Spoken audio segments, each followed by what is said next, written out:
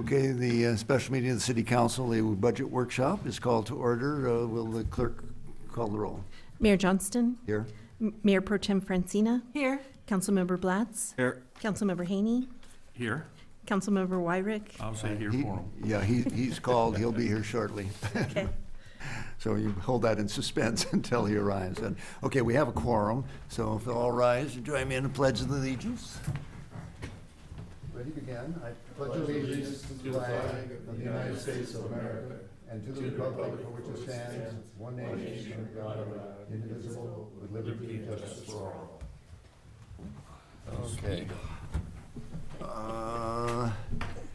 Approval of the agenda. We have but one item. Is there? I move to approve. I'd like to change the order of the one item. Okay, how would you like to do that? Maybe I do it upside down? Okay, very good. Just need to consent, and I had some things I needed to consent on. Yeah, okay, right. All right.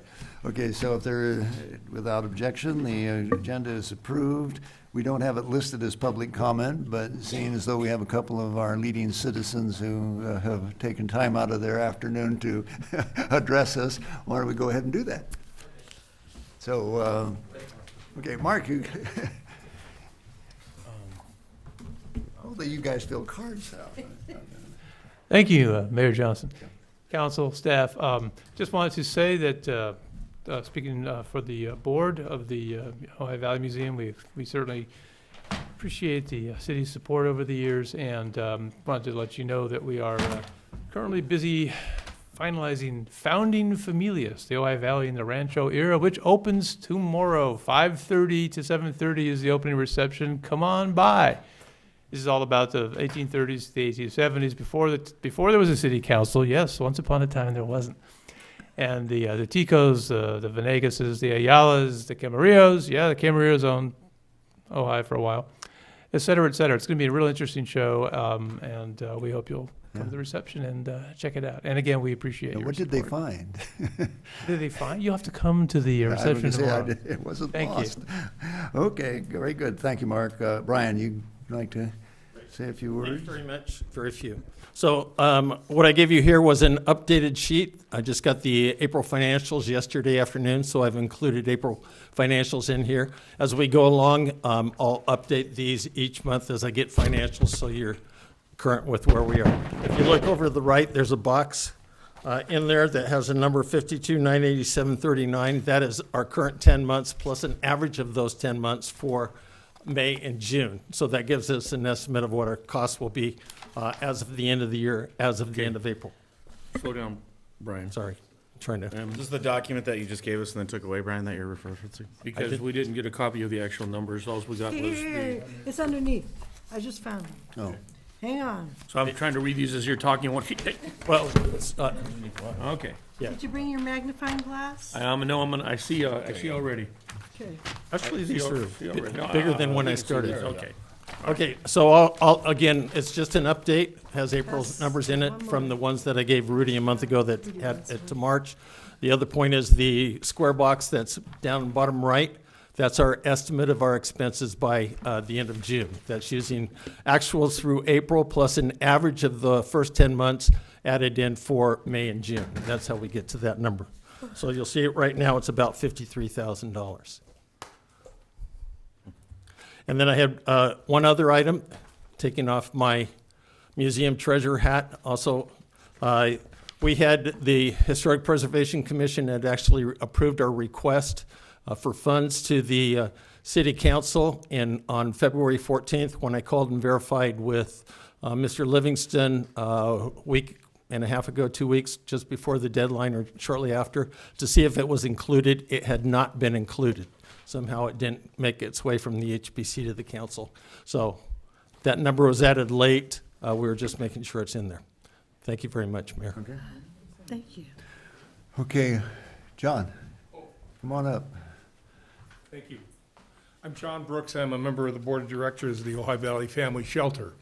I'm awaiting the arrival of the rest of a couple of our board members. Is now the only time we'll have an opportunity to speak? If so, No, this is a workshop just to be presented. Don, and let me say this, I didn't talk to John directly, but I asked the people from the Ojai Valley Family Shelter, I just called Rod Owen, who's involved with them too. And I Lynn asked them to Thomas. send somebody today, because I didn't know exactly what the process would be, but by all means, go ahead, John. well, I'm going to wait till Lynn gets here, if it's okay. I don't know where they're coming from, but there's some crazy traffic stuff going on.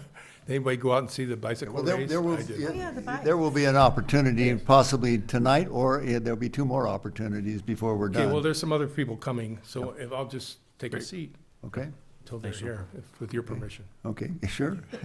We'll make a note that Councilman Wyrick arrived, Late. no, almost was- right, No fault right of at the his bell. He was doing a slid in. traffic survey, Through no apparently. fault of his own. Yeah, we were No doing worries. mostly the ritual and unscheduled things. so. Okay, so, Mr. City Manager, you want to kick this, well, let me say, Can I ask a quick question in the museum, real quick, just real quick, okay? Has the city's art collection been transferred completely to the care of the art museum? That was part of the new racks and all that kind of thing? The city art collection that used to be in the rafters that we gave, Has that my transition understanding is it happened? has been moved over to the That city. transition has occurred. We have purchased some new wall hangers to. But that's aid in all that. happened? I believe so. Okay, thank you. Best of my knowledge. okay. Okay, we are here to have a presentation that will, think we're going I another hope, 1,000 minutes. cover, and just my expectation for this, Mr. City Manager, is that we will learn sort of a summary of where we've been, where we think we are, where we hope to go, and come away with our priorities, and how far we can get with whatever we've got in terms of financial resource. So with that, take it away. Thank you. That is what we're intending to do here tonight. We are planning to give just a high-level overview of where the city currently stands, what next year's looking like, as kind of a kickoff to the budget process. Johnny does. So, as you mentioned, we'll probably have a couple other workshops, but for this first one, we're trying to make those points. So, just to start off, like we said, this presentation is going to provide an overview of kind of how we're looking at it is where we are now, which is where we stand at the current year, and we're going to summarize that. Where we are going, which is going to be looking at the revenues and expenditures projected for next year. And then a couple of other things, like key items that we've included in the budget that we just want to be, make sure that the council is aware of, and then some future concerns and issues as we move forward. For current fiscal year, this year was the first full, fiscal year since the Thomas fire, and so we're still making progress in recovering from that, and we are working our way towards 100% from that. At a quick glance, where we are right now is that our revenues are falling short of budget projections by about $100,000, and those are based on our latest projections run through April 30th, data from April 30th. In a nutshell, it is tax revenues are exceeding budget expectations, but building and planning fees have underperformed. And the tax revenues have offset a lot of that underperformance, but not all of it. So we're about $100,000 short in revenues. Expenditures, the positive, if you can take a positive from that, is that reduced building and planning fees means reduced building contract service fees, our building contract service expenditures to the city. So we've been able to reduce expenditures through that and some other actions that we've done, and limiting contract services. So our expenditures are actually projected to come in $275,000 under budget at this point. The one note to that is that there are some unanticipated expenses, even just from April 30th, that are going to likely reduce or I should say hit our expenditures in the next couple of months. So our current projection shows about a $200,000 surplus. I would expect that that's going to come down closer to 100,000 or so. But ultimately, I would say that's good news, that we're expecting to have a surplus at the end of this year. And then that leads us to the next big question for where we're at right now, which is how are our reserves? What do our reserves look like? Are we meeting the reserve policy? As I think everybody knows, because we talked about it last year, the city has a 50% of the general fund operating budget reserve requirement. So general fund budget, it was 10.3 million. So the reserve would be 5.15 million, half of that. At the end of June 30th, 2018, we were at $5.16 million. I'm sorry, the reserve goal was $5.16 million, and we were at 3.48 million in our reserve. That represents 67% of the goal. At the end of this year, we're projecting that, like we said, that there is expected to be a surplus somewhere around 100,000, maybe a little bit more, maybe a little bit less. With that surplus, we would be at $3.68 million, which would put us at 72% of the goal. So that would actually be the first year in a couple of years where we've really made a jump towards the reserve. It would be a 5% jump towards meeting that reserve goal. So one thing we always point out is there's good news and bad news when what seems to happen a lot is we put some money into the reserve and the reserve's going up, but because the budget keeps going up, the target keeps going up as well. So we're going to see that again this year. Now, the next slide is kind of where we're heading, what we're projecting for next year. We're projecting that the general fund revenues will be $10.8 million, which is an increase from last year. But after TOT transfer, we still make that 20% transfer to the CIP. We'd end up at $10.18 million. And you can see on the chart showing that Ojai is, heavily reliant on the big three: the sales tax, the property tax, and the TOT make up about 2/3 of our budget. James, Yeah. Do you want to take questions on subject as we go through, or go through the whole presentation? Because it's high level, I'd like to get That's through it, fine. and then we No, can your backtrack. choice. Yeah. Thank you, though. So just that chart is intended to just show, again, the reliance on the big three, which is something I think we're all aware of, and it's something we've talked about each year. One other point we wanted to make, we just wanted to show last year versus this year for each of them. Some revenues are flat. Property tax, you can see, actually we're expecting a slight decrease, which Mr. Livingston may at some point today try to explain, because it does, it's counterintuitive. Sales tax, we're expecting it to be flat. I will say that the latest projection that ran through April, we saw a little spike, so we were anticipating that sales tax may be coming in stronger lately, but that's maybe a slightly conservative estimate. And then TOT, we're expecting a slight increase, but across the board, we're not really expecting a giant leap in revenues this year. Then everybody, I think, is aware that TOT is the biggest source of income for the city. And you can see at a glance here, looking at the last several years, that there were steadier increases, or larger increases in fiscal year 12-13 to 13-14. And kind of in those earlier years, we're kind of flattening out. You can see in 17-18, we're at 2.68 million. 18-19, we're expecting it to, we're estimating that it will be 2.68 million. And so for next year, we're projecting a little bit of a bump to 2.73, but it's been flattening out over the last couple of years. And so we looked at revenues for next year, and so quickly I'll just go through expenditures as well. For expenditures, we're expecting the general fund expenditures to total $10.29 million, $10.3 million. And at a glance, we noted in this chart that you can see police and administrative costs make up the bulk. Just as a reminder, administrative does include the city manager's office, city council budget, HR budget, treasurer's office, finance office, city clerk's office, a couple of the commissions, including arts, the city attorneys, and non-departmental. But between those two, it's approximately $6 million of a $10 million budget.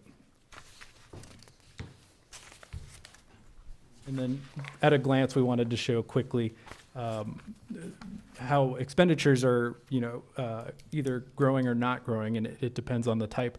Personnel, we've been relatively flat. The last couple of years, we've been able to offset some of the salary increases with some reductions in PERS costs, so it hasn't climbed as much as you would expect. This year, I think a challenge we're going to see is minimum wage already jumped last year, or at the beginning of this year. It's going to jump again in January of next year, so I think we're going to start seeing that cause some increases, especially in recreation department.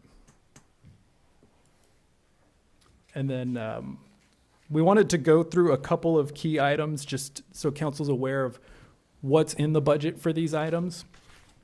And so specifically, we're talking general fund, and the first item right on the list, the infrastructure maintenance, that's the 20% transfer of TOT from general fund to CIP. And this year, that's expected to be $682,250.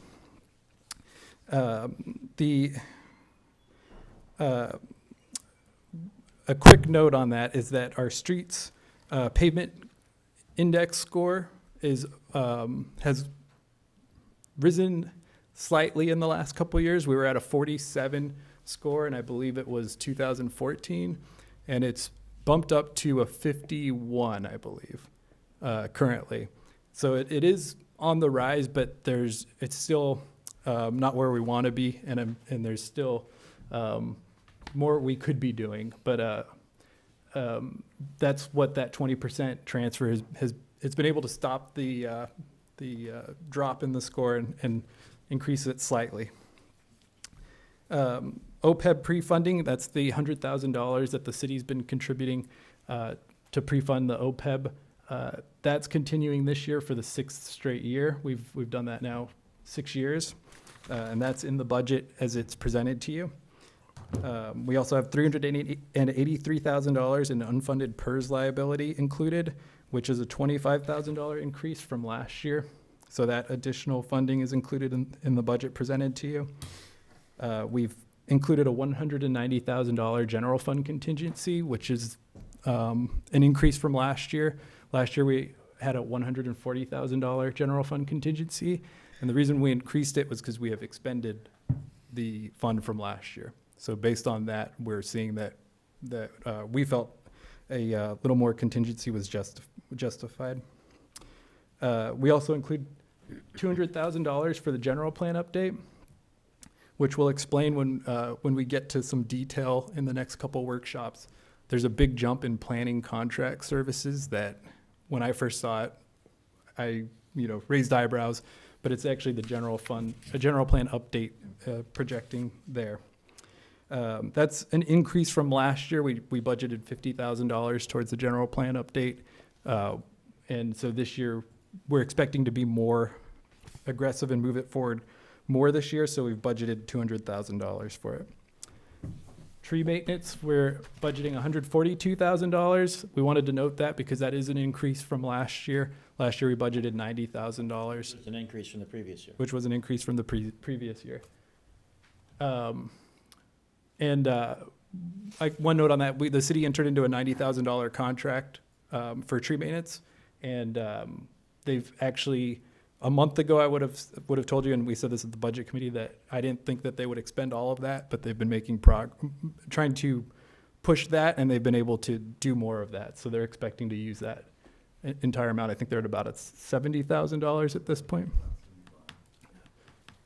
Community organizations, we've included $114,000 in funding in the budget this year. That is something that council could weigh in on at future workshops and modifying that or moving that around to organizations. But we've included $114,000, which was actually the same amount as last year. So that's why we've started with that. And then right now we have $78,000 budgeted for code compliance services. The reason why we wanted to call that out is that we recently did an analysis showing the cost that it would be to go full-time in-house with code compliance if that was something that the council was interested in. But we haven't had time to talk about it. So right now what we've included is the current level of service, which is 30 hours per week. Do you have a number presently of where we are? Of using that, I think we're on pace. Page and date with the contract, code enforcement, Yeah, do we know roughly? yeah, we can get that. We can come too. back to that, but we do have that number. We can Okay. answer that question. Lastly, I just wanted to mention a couple of the key issues on the horizon that affected how we thought this through, and some of the issues that we see looming, I guess, is PERS rates are going to be or have been increasing, and it looks like they're going to increase. I think we had said, or we expect the next 3 years that they're going to be increasing. We also always budget somewhat conservatively because we're trying to prepare for the next emergency or recession.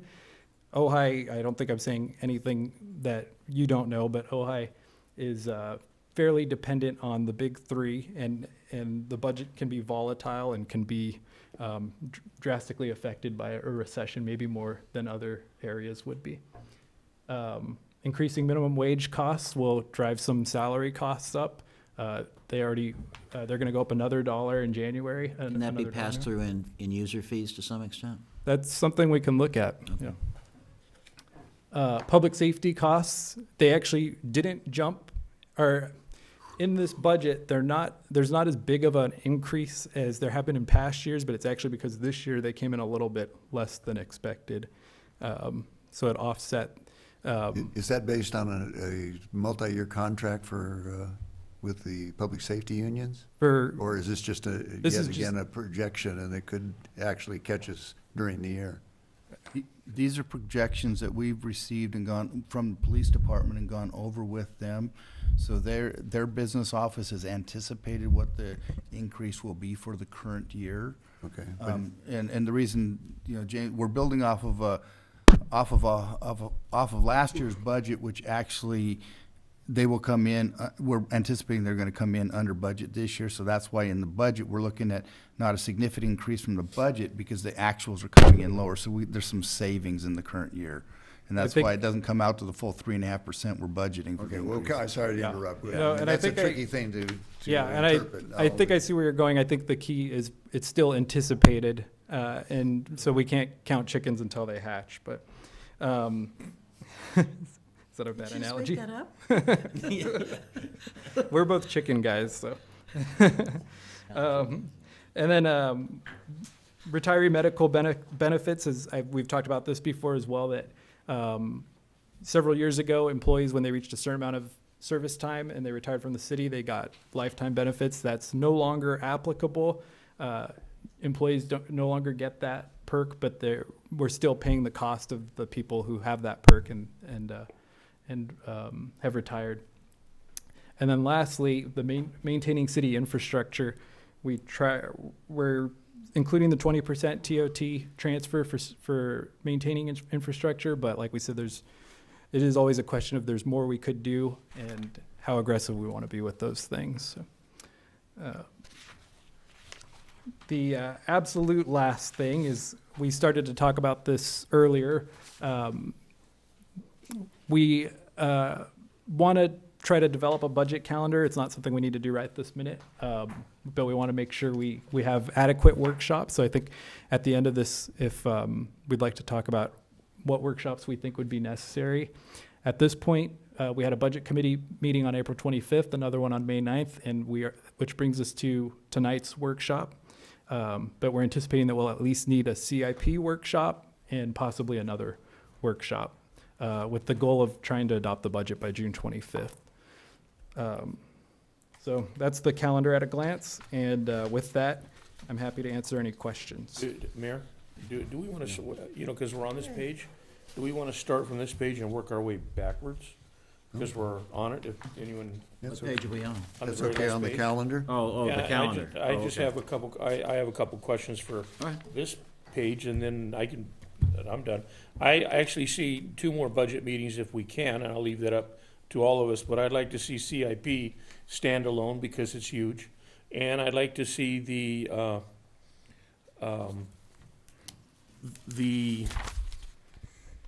community organization budget discussion to maybe have its own standalone meeting too, because that's usually, those two are usually driven by a lot of input from the community, and the CIP is driven again by a lot of input from the community. At least they want to know where we're going to spend our monies and how we're applying them to the resources in the community. So if I had a choice, I'd like to see 2 more, and one dedicated just to CIP, and then one dedicated, or them both. Maybe we do them both an hour and an hour. I'll leave that up to you guys, but. Okay, well, my suggestion is as we go through this, and we have the CIP hearing, then we make a decision on whether we have any more other than the public hearing, because I noticed in previous years that we've got some kind of an expectation or habit of anybody in town comes and participates in the process of preparing the budget. And frankly, I look at all the numbers, and there isn't the money to even do what we're supposed to be doing, let alone take on new stuff. So you just have to decide how many people you want to encourage and then tell them when there's no money for it. But, you know, we can't answer that question till we're all familiar with where the money is. And so I think if we do that, then I would agree with you. If we get to a point where we feel like we've got something to share, otherwise the public hearing that's required, I believe by law, before the final adoption of the budget is the opportunity where people can weigh in. And at that point, because otherwise we're going to go through a lot of time and effort and misery for everybody. All I look at is giving the public the opportunity to weigh in. Okay, they have that though through the public hearing. That's Right, but I'm just saying, instead of jamming all of this into one night, and again, maybe okay. maybe I haven't thought through the process 100%, but what I'm saying is even the night that we do the public hearing, if we have had previous discussions, at least a majority of these questions might have been answered, so that when we get to the public hearing, we're not here for 10 hours, we're here for that 3-hour period or 4-hour period. That's all. No, I'm trying to I say. agree with that, the concept, but it seems to me we ought to do one for that purpose after Right. we get to that stage, and Okay. then the public hearing could be very short if we've Okay, already, right. yeah, Okay. okay, yeah, I would, okay. So that's all I'm saying. I have no more on this page.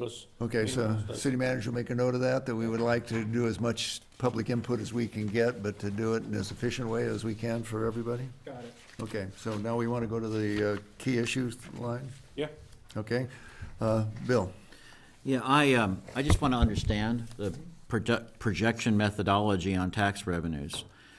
I note that the projected actual is now reporting as greater than the draft budget for the next fiscal year for both property tax and sales tax. Was that on the? On page, attachment A, page 1 I and know, 2. but just a second, maybe we didn't get, maybe I'm not understanding, but I thought Randy's suggestion was is Oh, okay. we go through this backward, and Backwards, then when okay. we get to that point That's on fine. That's great. revenues. Okay, Okay. that's a very excellent question you're asking. And I could answer, if I could, Yeah. the question about code compliance. We've expended $53,000 this year Okay, of the 78,000 budgeted. okay. So going back to this, if we roll the screen back one, whoever wants to Next do is that. key issues now, right? Okay, key Right, issues, right. key Okay, so issues. we what, start at the top and work our way Yeah, down? if there's any questions, I asked on the first page, you guys, Okay. I only have one question on this one. Okay, I have a question on the first item. When it says PERS rates and payment of unfunded PERS, is that another way of saying that the PERS rates will continue to rise as they calculate the underfunded portion of the retirement? In other words, like, usually you start out by saying, we have what kind of an obligation in the pension plan, what percentage of that is set aside already? And when it gets down below 80% or say 70%, you need to do something. So what percentage of our funding is in there right now? Is it? Let me kind of answer that in a slightly different way. Approximately 5 years ago, CalPERS split the way that they charged the pension. So they used to charge a blended pension rate, which included the current pension cost and an amortization, if you will, of the unfunded liability. they changed that and they split that out. So now we get billed each year for an amount, a bulk amount that is the current year amortization of the unfunded liability. And then the normal PERS cost is based upon the actual payroll activity during the year. So they bifurcated the two things. Instead of having a big blended rate, they've split that out.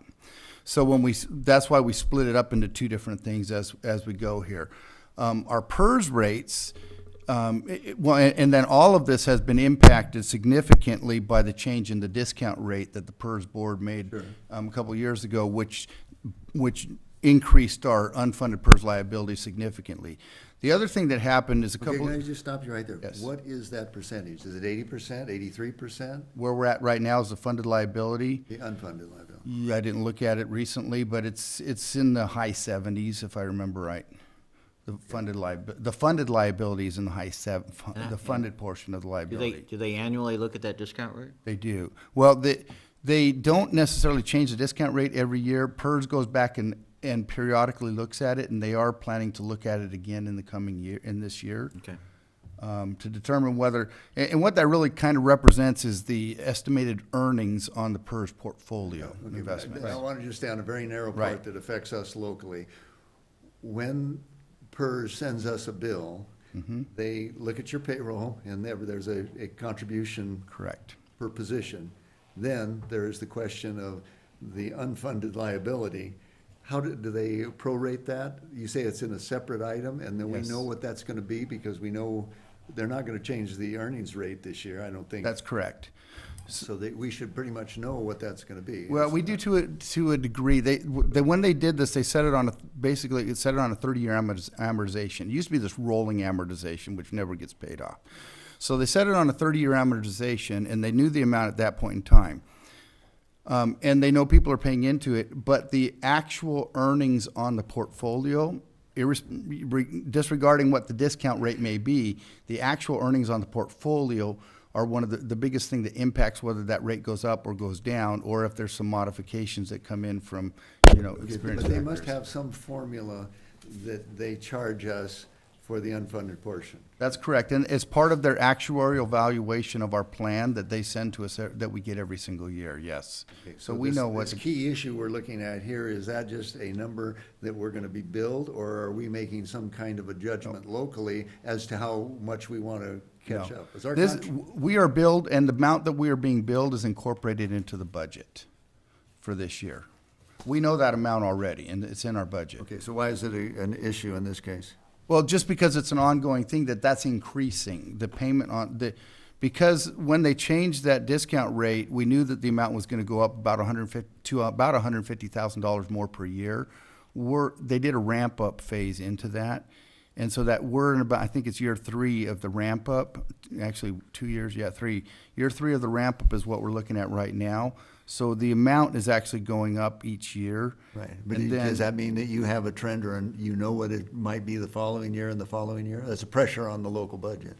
Well, right now, they haven't given us that. However, in thinking of this through, Mr. Vega and I, we looked at it, and the former city manager, we purchased a software application that will allow us to do that, and we're in the final implementation phase of that, where we will be able to project that out for 30 years even. to Okay, see but where we are. don't have that right now. We do right? not have that Okay. at our fingertips And right is at there the any moment. cost associated in this budget with getting that online? That's all included in here, and it's actually ready to go. I'm actually in meetings with them right now to be trained on it and to figure it out, so it's Okay, a final well, thing. I guess I'm not understanding why it's an issue then. Yeah, I mean, I have a it's just, question. it's a cost, yeah. It's a cost that's going, Increase. this year it went up 25,000 from last year, and we anticipate for the next couple of years, it'll be going up. Ryan? Right, so other cities who've recently done budgeting have had pretty clear, specific numbers of our PERS requirements are going up X number of dollars this year, they're gonna go up X number of dollars next year. If they're going to continue to go up, I can see why that's a problem, but we have to consider that in a budget now, because if it's gonna go up next year, we need to start planning ahead as soon as we can. So is the software program the only reason why we don't have those exact numbers like the other cities do? For future years? Yeah. Because I mean, I just went through all of Ventura. I mean, I was studying Ventura's budgeting situation, because they have a huge PERS liability problem that they're trying to deal with going up significantly. Well, their budget's also 10 times as big as ours.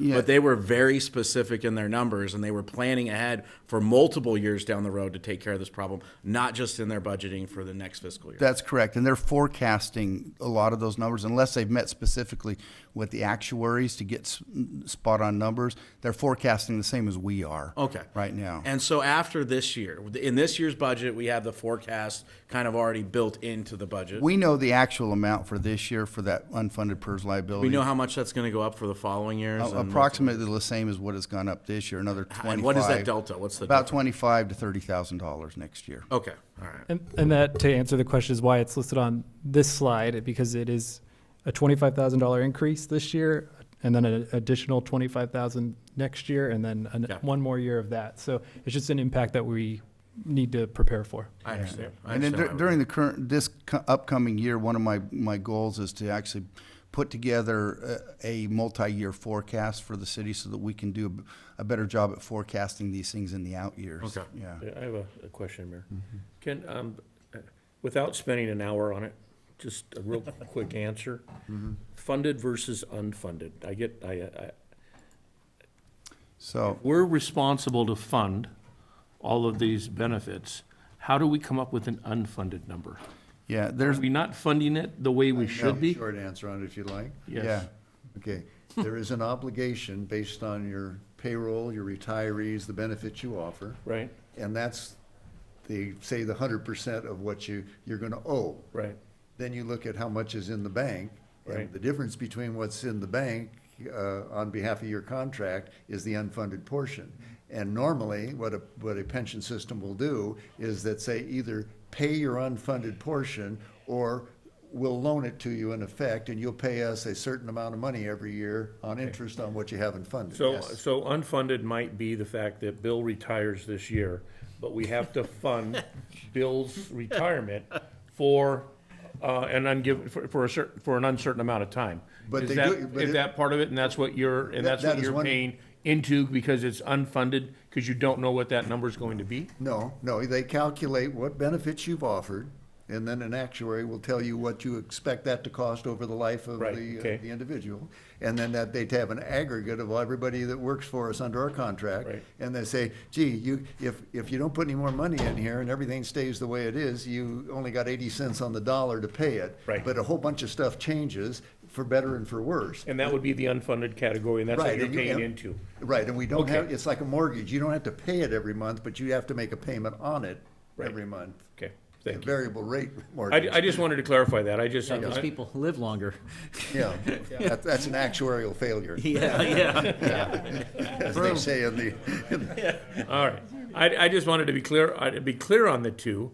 And again, this is a public, an opportunity for the public to actually hear us talk about these issues. And but the reason I asked the question on this is it seems to me that on issues, it depends on the magnitude of the expense and the uncertainty of the expense, then it's an issue. Yeah. But if we know generally what it's gonna be, and it's 25,000, even though that for us, little Ojai, means something, if it's a known quantity, then you just build that in, and it gets paid first. It doesn't get paid last in the following year. So we just need to be aware that as this thing keeps squeezing down, and we are, folks, the thing I keep saying, we are in the best of times right now. This is an overdue contraction that I don't expect for another year or two, but it's coming. And that's, I guess that's why you include it as one of the factors as an issue, okay? And then this software is going to allow us to project either a percentage or and that's where the mayor's talking about creating a line item and putting that in the front end as we write our budget versus trying to pay it with what's left over. Correct. We have that already incorporated into the budget. And I'll mention one of the other reason why this is on here is because the city there are a couple of factors that are actually positive for the city in regards to the PERS. Over the last 2 years when we gave employee raises, the classic employees ended up paying back, an additional 2% of their employee PERS contribution. And the other thing that's happening is they've changed it to have a tier 3 where newer employees who have a lesser benefit, the cost is significantly less for the city. And as these classic people retire and newer people come in under that old person, it starts turning, and so the rates Right. start going lower. So there's a positive and a negative including in that one item, sense. and that's why it's brought up. And so the current year, we've actually started to see the current pension costs start to turn downward. Right. It's the unfunded that And we don't keeps have a going lot up. of employees. It's not like we're No.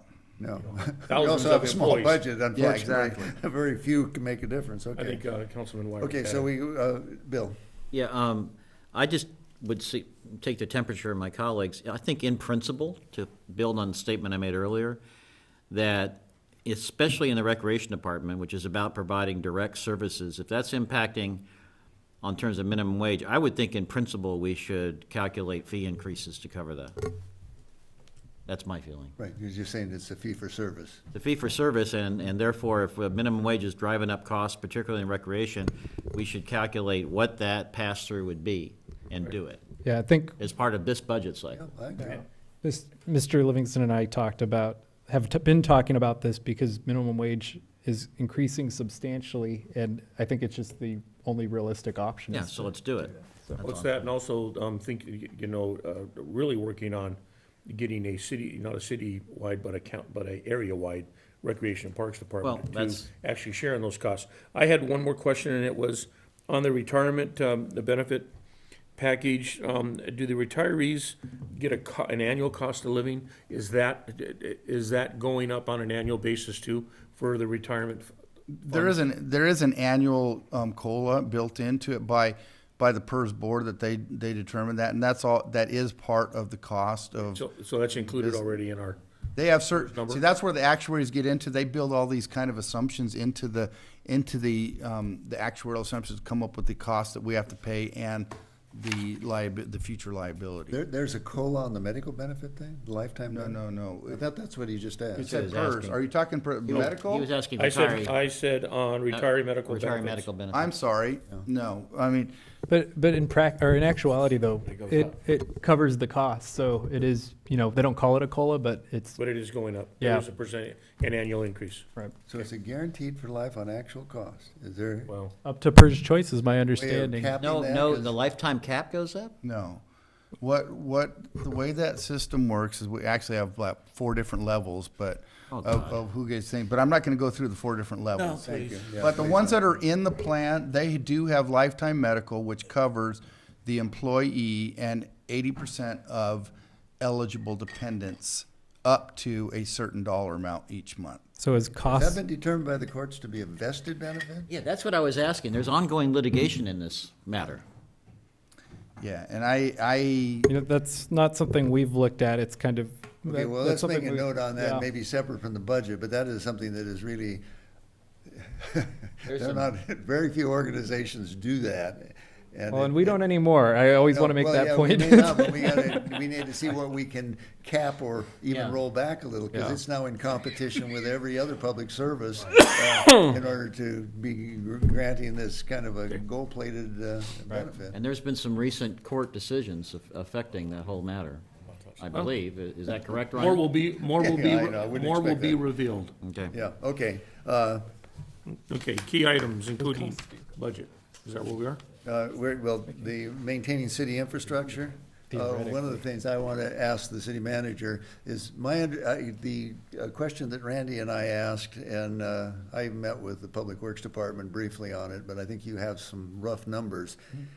What is the replacement or maintenance schedule as compared to the expected life of the repair? Right, Because I got the feeling that, as I think I said to you, are we losing ground, holding ground, or gaining ground? And the fact that the index, or whatever that is, says we went up a little, it's probably only because we were doing so little before that. Right. So we made an improvement, but how is that in comparison to real life and how asphalt and other things fall apart? so right now, we are on a 29-year cycle with the level of funding currently. So every 29 years, in theory, we'd hit, an area to do some repair or replacement.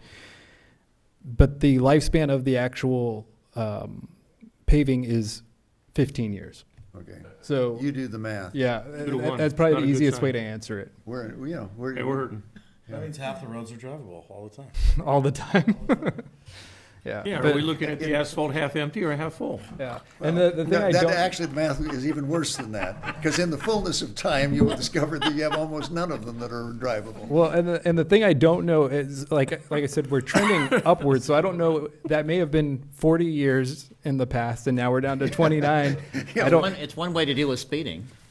It's so rough you can't speed. Right. Yeah, well, okay, We'll- maybe you may be right. The estimates we received from Public Works were that it would take about $1 million every year to start to really make progress Right, on yeah, it. double roughly what we, probably $1 million. Yeah, and we're too. putting in roughly 700,000 a year right at the moment, almost 700,000. So $1.4 million it would actually have us finally start catching ourselves.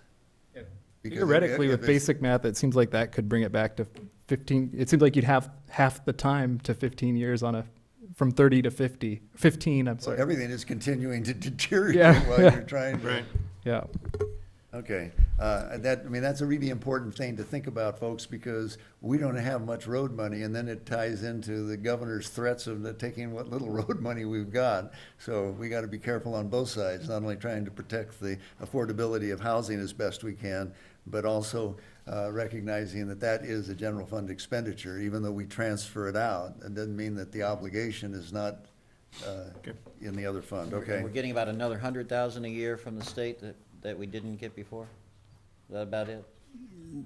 I haven't looked at the number for a while. I don't recall exactly, but yeah, that sounds Around about right. 100,000 more a A little year. bit more from Prop 1B funds that Prop we're 1B. getting. Okay, so that was just on the streets, and we don't need to get into the other, but we also have city facilities and parks grounds that have to be kept Right. up, so, okay, I don't know how we're doing on that. And we'll talk about that as part of the CIP workshop. Okay, too. any other question on this sheet? If not, let's turn the page. Mr. Mayor, I'm just going Yes. to remind you that the individuals from the family shelter are here. I want to make a statement real quick. I don't know if you want to do Okay. it now or if you want to wait. Yeah, How's the let's do council? We do it Let's now? do it now. Okay, we'll take a little interlude here on I love the our interlude. veil of tears, and, oh, hi. Yeah. Hello, Reverend. Hi, guys. All right, hey, thank you for the opportunity. We really appreciate this. My name's Lynn Thomas. I'm the Vice President of the Ojai Valley Family Shelter. With me is John Brooks, one of our board members as well. And so just very briefly, the Family Shelter, we just wrapped up our 26th season of December through January, providing overnight stays, showers, meals for, we had about an average of 26 guests per night here in this last season. A number of churches in the valley, also other organizations, unaffiliated individuals all gather together, several hundred throughout the course of each season. So we're, of course, very appreciative for all of those people and organizations and churches that support our operations. Overall, the Family Shelter operates with no public funds, all private donations and of in-kind as well as financial donations. And so operationally, we're fine, and we're very grateful for that. However, the one need that we do have that is a mountain we're trying to climb is replacing our current shower vehicle. We do provide showers on 5 nights a week. It's a 1985 Chevy RV that has been retrofitted. Yeah, I've seen that. And in addition to showers during the season, we also provide showers at the Episcopal Church site on Ojai Avenue there on Saturdays, and then now we're adding Wednesdays as well. So we provide 10 to 15 showers per day there. And tell you what, a shower makes such a difference for people, and to be able to do it there and instead of trying to find somewhere else. So this vehicle has served us very well, but we're seeking to replace it. We have raised in the area of $15,000 on hand, so we're already investing toward moving forward. However, we expect that if we were to receive be able to purchase a towed shower vehicle with probably 3 to 4 shower units in it, that would probably be in the area of $40,000 to $60,000. A truck-mounted unit, of course, in an ideal world, that would be the way we'd want to go. A truck-mounted unit would probably be in the area of $100,000 to $125,000. We've already approached and been approached by local service organizations, 1 or 2 of those that are interested in participating with us as well. So we're grateful for that. We also would be very open to, desirous even, some kind of a memo of understanding with local organizations so that in the event of a Thomas fire, for example, or an earthquake, when people are either displaced from their homes or otherwise water supply is not available, that showers could be made available to the public as well. So we would really desire to see some kind of a cooperative understanding and participation there. And so happy for any questions, but one last comment. I read an item in the paper 8 or 9 months ago that the city was looking at perhaps some kind of arrangement for people who are basically living in their cars to provide a safe sleep place. That is something that is very high on our interest list, and that we would, with that as well, be interested in participating in assisting with the organization and conducting of that, because that's obviously very much a part of our mission as well. Any questions? I'd be happy to. I'd like to just add Oh, one yes, thing. John, thank you. Our overnight stays were up 34% this year. Now, that's a factor of probably the weather, right? Because it rained all the time. But we respond to that kind of an emergency. In fact, we were open last night. We opened at Lynn's church on an emergency basis because we knew it was going to have a lot of rain coming in. So we always try to help when bad things happen. And certainly if there was a safe sleep place or some kind of emergency, any kind of participation that the city would do into the shower facility, it would be at your beck and call as well. That's all. Mayor, I know first of all, thank you for what you do. Secondly, you need to come to the council meetings more often and let the community know what you do. Okay, we I will do think that. there's so many services that are provided in this community that so many of us don't know about, or don't know how to contact, or don't know how to engage. You're one of them. Okay. Okay, that's the first thing. The second thing is, have you guys looked at, I keep looking at the old Honor Ranch or the Honor Farm, and I am just lost in why we have that group of buildings in our community that are not utilized for the services that you're providing. Why do we need showers on wheels when we've got rooms and showers on a facility? So have you gentlemen approached the county on trying to get a joint use agreement, or have you met with Supervisor Bennett and? We actually use space there for our storage. We have a fifth wheel trailer that was donated that we also set up for individuals who need emergency housing, and that's stored there, and we store our mats and other supplies over at the Honor Farm. The problem is the location. How do you get the homeless people to the Honor Farm to take a shower? It's hard enough to get them to St. Andrews, but they do come. That's the operational expenses of a full-time Shuttle? shuttle facility is. And then my last question was, and I brought it up the other night at the council meeting, and I think why Ryan did this, brought you forward, was the city of Ventura has a service where they not investigate, but where they interact with the homeless, and they try to find out their history and find out about them. And then what they do is they try to source their family. Then the next thing they try and do is they try and figure out, can the family take this homeless person back and actually unite them and become a part of their family? Do you guys do that service? Have you heard of that service? We do not do that on a programmatic basis. We do it on a case-by-case basis as much as possible. Candidly, what we do find, though, is that oftentimes those networks, those connections have been used up, and the people are truly on their own. Community Assistance Program also does assist to a real extent with part of this population as well. So we're very aware of those things. We work, actually, there's a Help of Ojai member is on our board, and we're working more cooperatively with their program. Yeah. And they come out and do intake. People that are willing to join their program and get in their system have an opportunity to funding far greater than what we have. Mm-hmm. But so many of the homeless people do not participate in those kinds of programs. And we're there for everybody. Yeah. Okay, thank you Thank very you. much. Thank you. Oh, did you want to say anything? No, I was about just gonna say, I know they've been working with Chief Fryhoff too, and I know it's been a priority. We've been getting a lot of statistics about homelessness, and I think that it's wonderful that this isn't us asking them. This is them already doing it, getting it done, and this is what Ojai's all about. And I would like, as our budget moves forward, we'll see if there's an opportunity to do something. And just an FYI, we have a standing board position for a member of the local sheriff's office. And Mayor, one last stuff before Souza. We did get some stats the other week at VCOG, the other night at VCOG, and they said that we only have, which surprised me, that we only have 47 homeless people in Ojai. And I went, that we know of? yeah, and I thought that was interesting. I wanted to ask myself, how did they arrive at that number?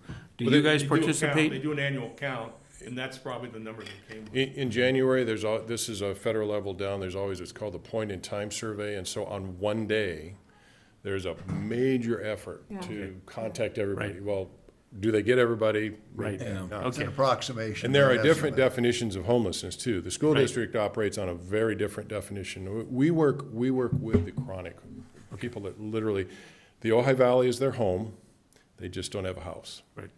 Okay, that's the people makes that sense. we reach out So to. the reason for wanting a mobile shower unit is because there's no permanent housing for the homeless. You want to be able to move it from church to church? Yes, That's- yes, that's what, we have 8 different, well, 7. Yeah. We have 7 different locations, and we bring the shower to each location. Yeah, because part of me is thinking, surely you can make showers in every church, but, that's not practical, right?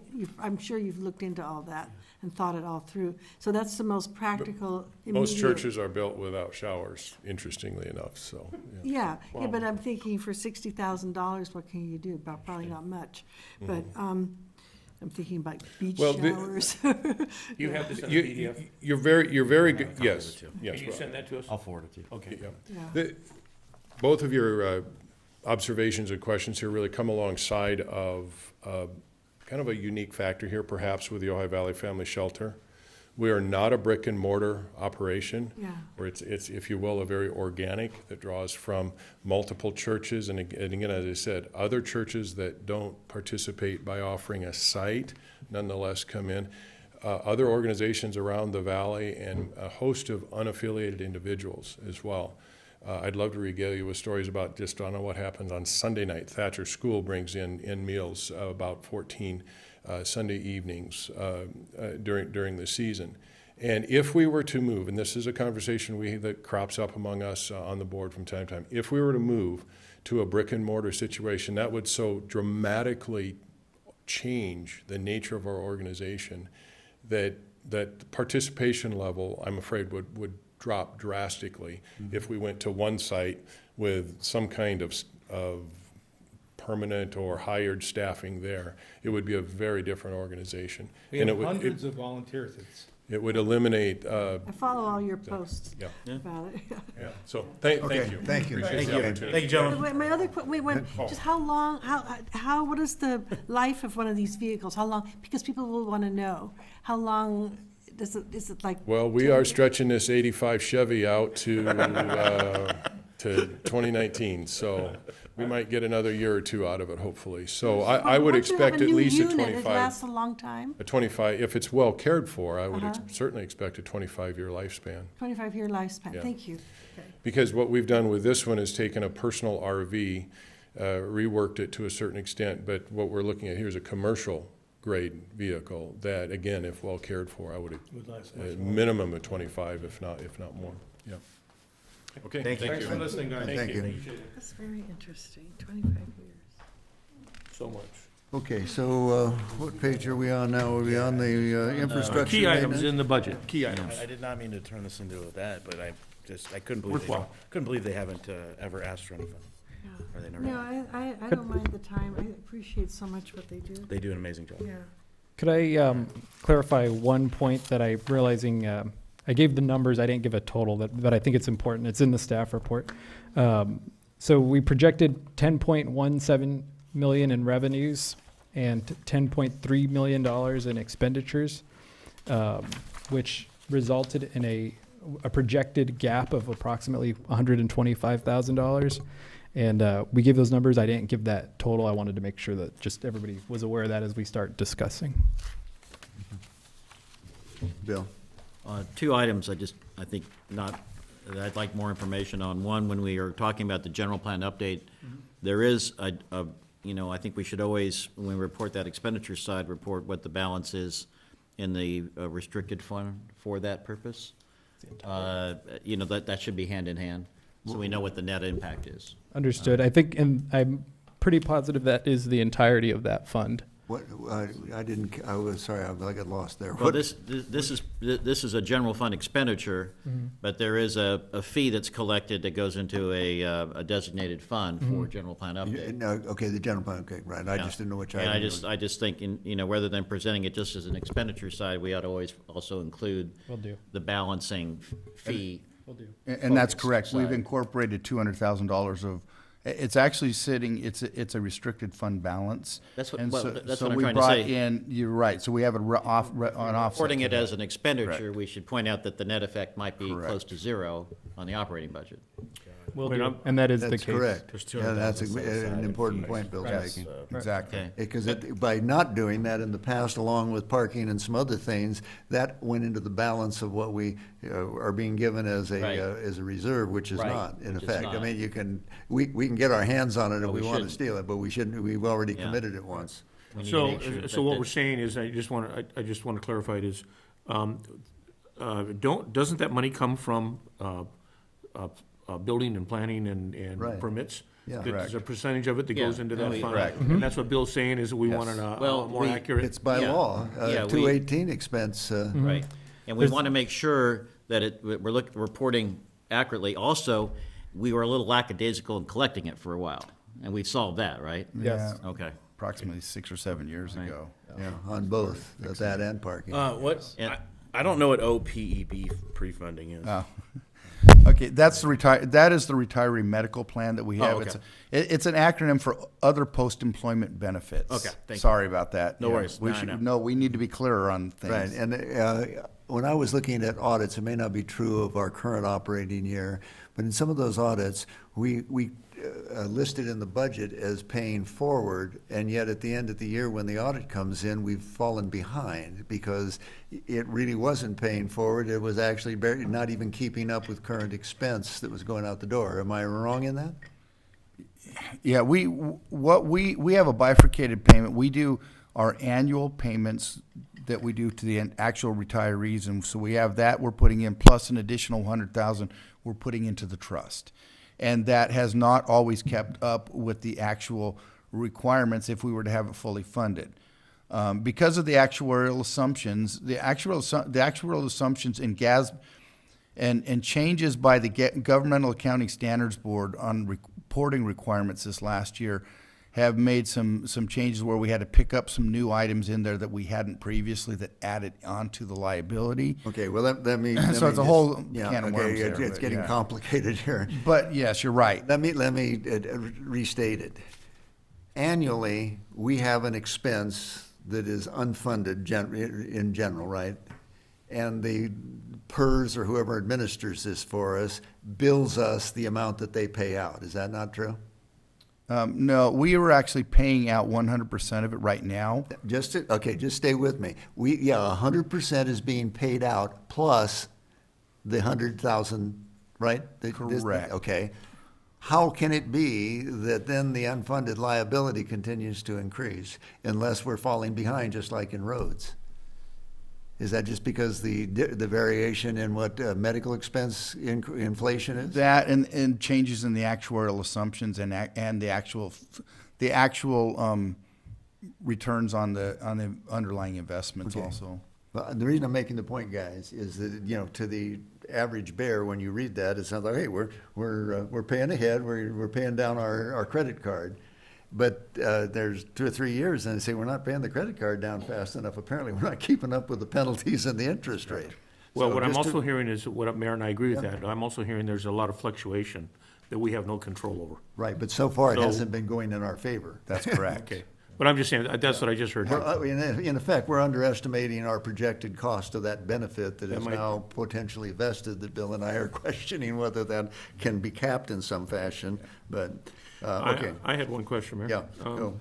The general fund contingency, what is that?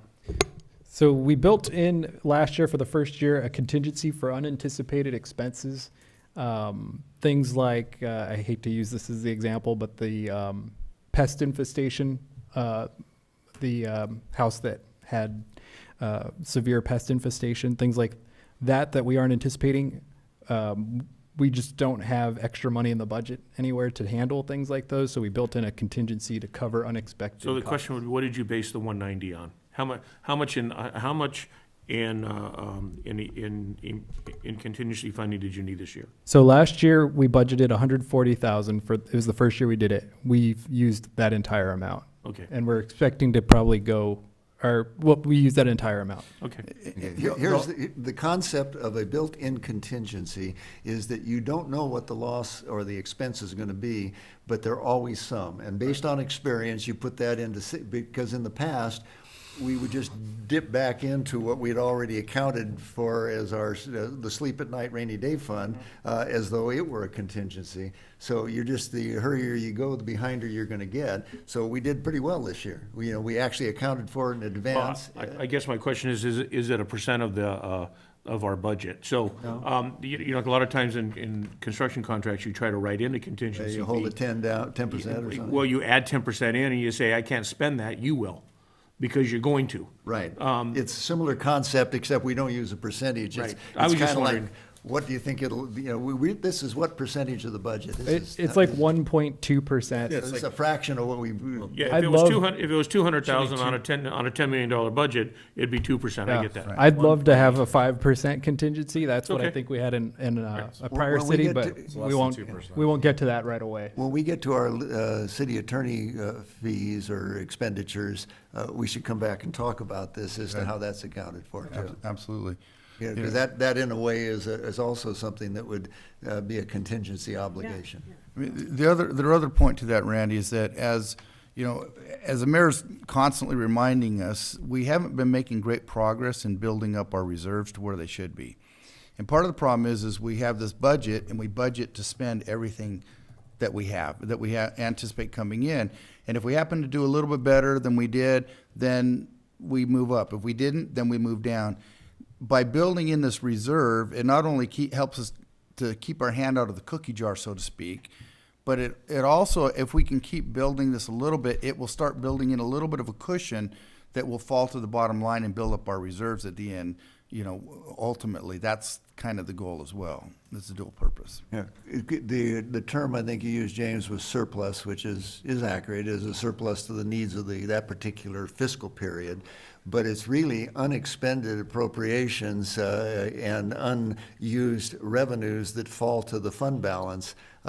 It is not sort of like extra money that will recur. It's a one-time deal, and that's best put into the safety net. Right. Well, one of the things I'm projecting is down the road when we go to a four-district council and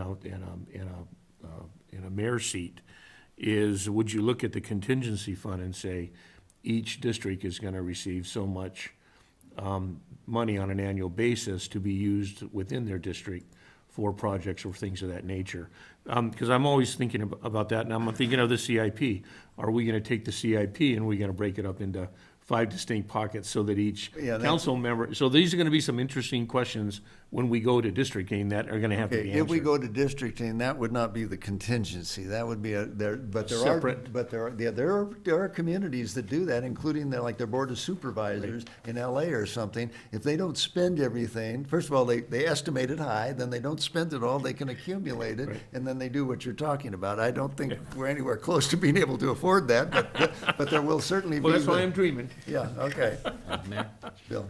I would like to request, in terms of my being able to make a judgment about the tree maintenance item, what the statistics are in terms of how much more was done this year with the pretty significant increase from the previous year, and what is projecting. I think that it's important that this be a statistical, not just a defined need, which we know we have, but what did we accomplish more with the money that we budgeted last year compared to the previous year?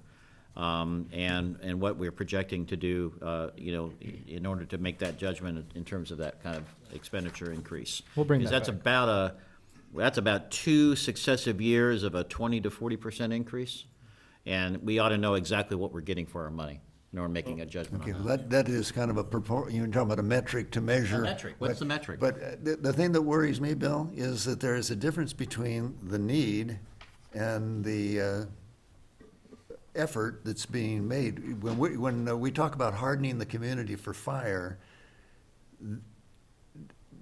haven't done that on a lot of places in town, and it surprises me now, of course, with all the rain, the trees are growing like crazy, but we have neglected that.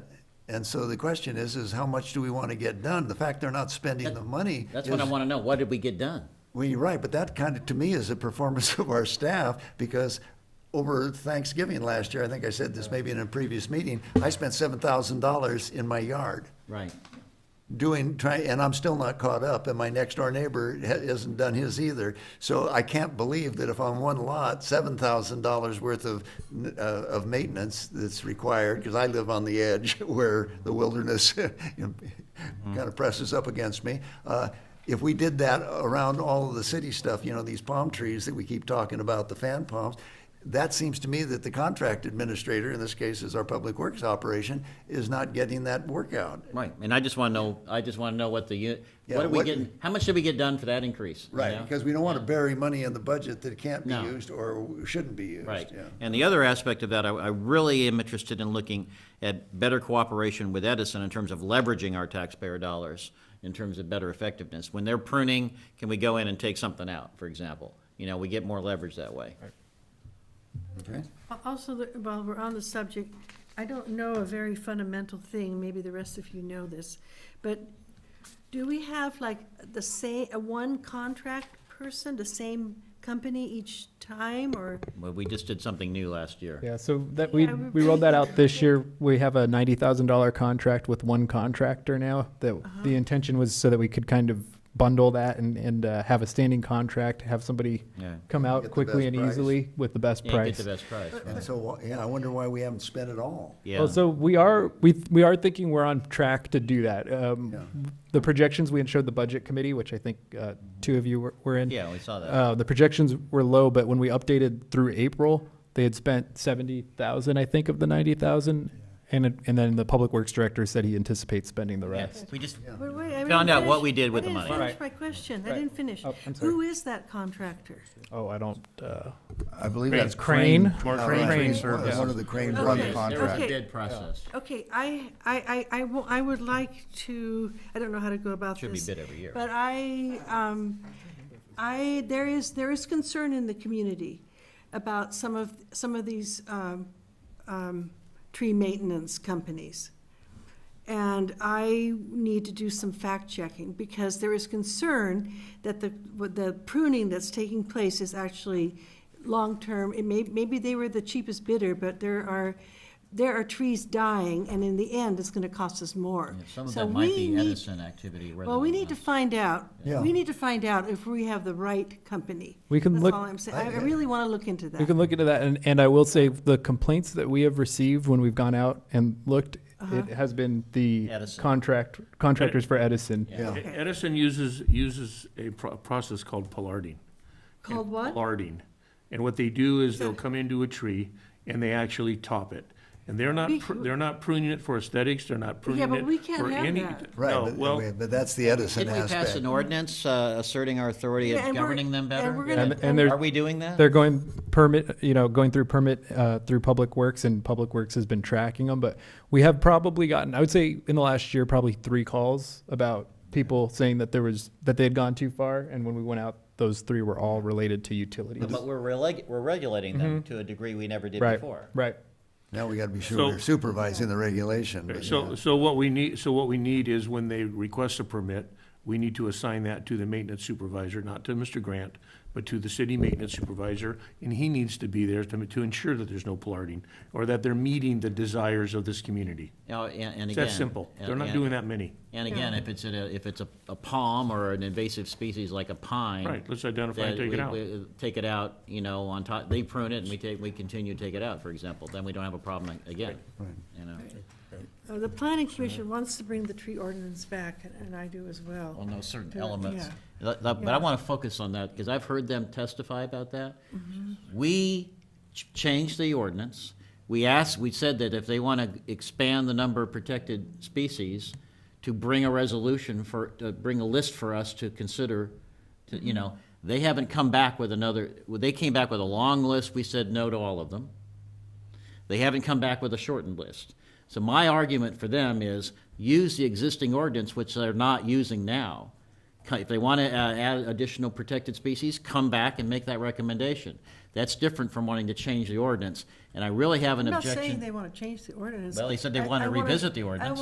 Well, I may have mischaracterized. guys, let's bring this back on another I may day. have mischaracterized. I'm just saying Bring us in. that the health of the trees in. is a very important budget item, because we have to remember the value of the trees. That's right. That's all I'm saying. Okay. And then we'll continue the discussion. But I don't want to mischaracterize what Okay, I think and I don't they want said. them to be. Okay, guys, imposing on okay. Staff time. Okay, I don't want please, them to bring it impose to a costs on close right staff now, time guys, we're never without gonna this get. council You guys can direction. work don't you this two go between have yourselves. coffee and iron This this is out? not, we are now talking about budget now. We're talking about a tree ordinance, which is not on the agenda, so, okay, I next understand your page. point, it's in the I have record. a That legitimate information, question I'm that's trying to get over. Yeah, Yeah. On the draft budget, on this form versus on here, I see 90,000 as the tree maintenance. And then on here, it says 142. I wasn't sure. The- 1920. That, the cost of the tree service is spread out in different departments in Public Works. So you'll see some of it in 1601, and some of it's gonna be in 1602, and some might be in 1604 possibly, and then 1701 or 2, which is the Caltrans work. So there's. Okay, so it's spread around. Because spread I looked, out. I didn't see anything else. I could bring the total back together for you and provide that, Ryan, where they're at, so you don't have to search through it. No, I'll it's get it okay. to I you. just wanted to make sure I wasn't Yeah. missing something. But so, like under Public Works, under repairs and maintenance, is that something that there might be some for tree maintenance under that? I think we have trees split out separately. I don't recall exactly. Contract Oh, services? you're right. On this report, that's where it would be in. Okay, Yes. thank you. okay, so is this an aggregate, the 142? or- That's correct. That's the aggregate. Okay. And I can provide the detail. One small note that I might want to make on this also, we do have the contract with Crane, but Public Works has also been working with CAL FIRE to specifically clean up the trees down in the canyon out behind Yeah. City Hall here. So Yeah, but that's but that's that's a separate. different task. That's not standard tree maintenance. That is correct. That's cleaning Fire up and hazard getting rid of issue. the fire hazard. But But I think that we should recognize that the priority should be the Fire fire hazards. hazard I agree. in the tree trimming. That should be the Yeah. priority, And absolutely. it seems like we should have plenty of work to do. Let's take the last one on here, code compliance. Did I understand you, James, that we didn't spend the 78? No, 58 to date. yeah, we spent 50 to date, but we expect to spend the 78 this year. Okay, yeah, because I was gonna say that if anything, we have underfunded code enforcement. And I had one question on that. On the 78,000 you're projecting for a full-time employee, does that include all the benefits? Is that the complete cost of hiring a certified? No. So the amount I'm projecting for a full-time employee is actually, I think it was 88,000, 88 to 93,000. I should have clarified that. What's listed there is the 30 hours in the parentheses full-time. It was asking the question if that's something council would want to discuss. and that's the contract with Charles Abbott, that Right, so 78,000. let's take this, so maybe one step further when we come to completion on this is, if we're looking at a full-time employee, let's look at full-time contract service. So if we up it 10 hours more, how much in contract services is that gonna cost us? It'd be more expensive. I do have the analysis, and it's because of the hourly rate is greater than what we'd pay in Okay. salary and benefits. Bill? And I repeat this every year.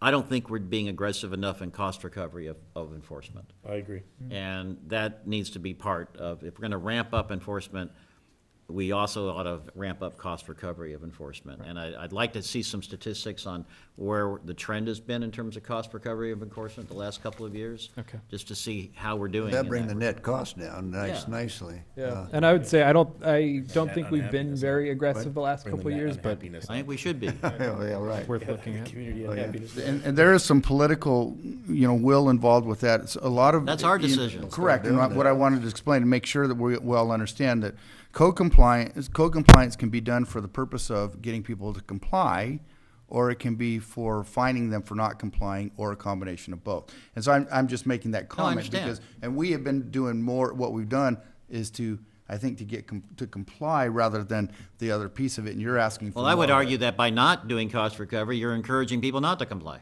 And I would agree. Yeah, so it's not a dollar for dollar gain by passing it on. We have a certain community responsibility to be supervising the codes, but then those who scoff at the codes should pay the additional costs that they are causing their neighbors. Exactly. And Susan said she'd take all those complaints on.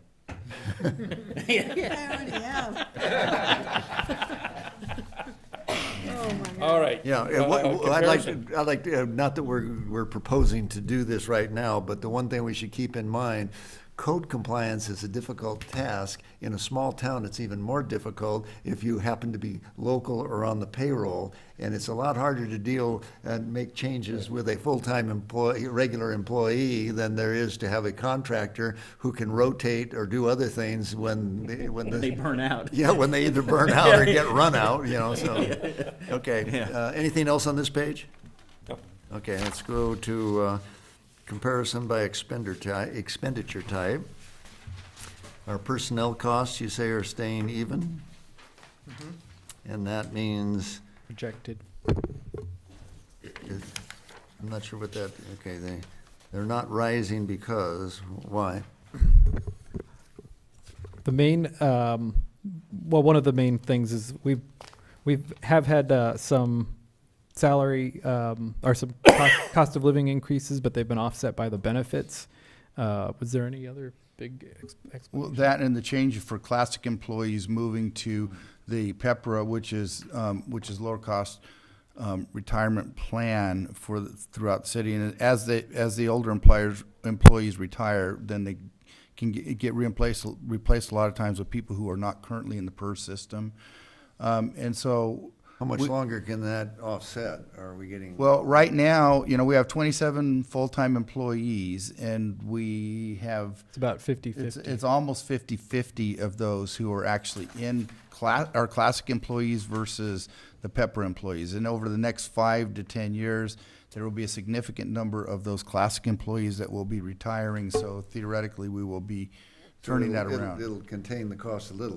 When I look at that, I think, does that mean we're neglecting the wages and salaries that we pay here as compared to the school district and the county? As long as we were paying market, I guess, have we done any kind of a preliminary salary survey recently?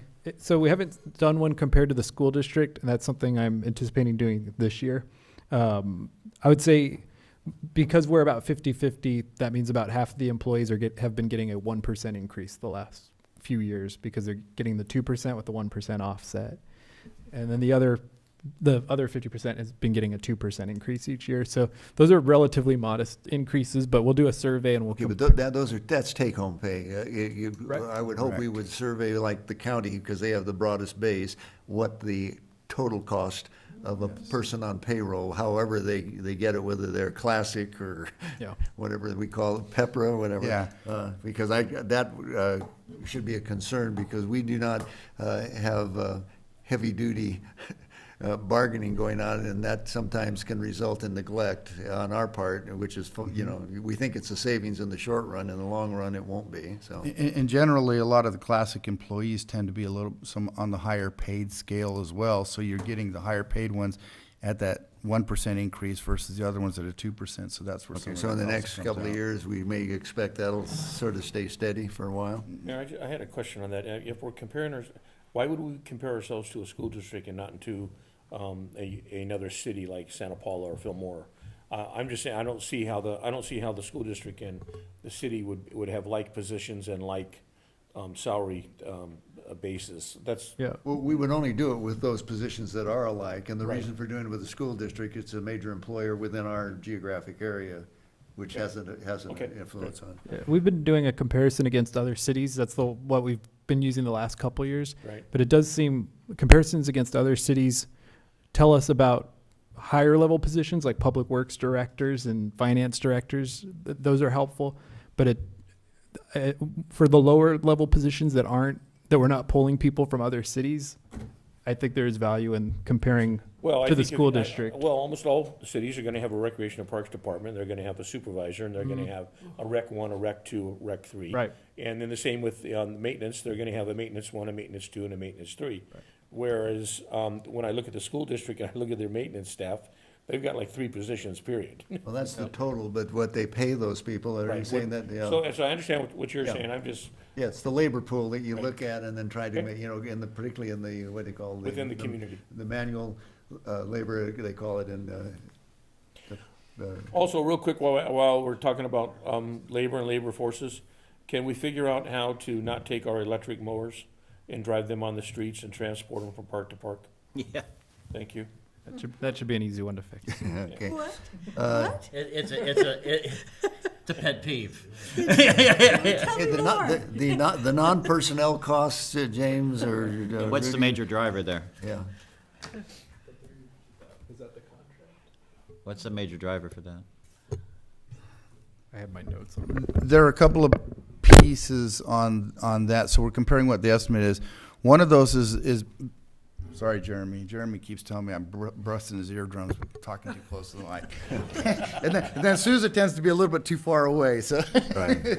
But one of the issues there is, so with building fees, we pay our contractor approximately 65% of the building fees for their services.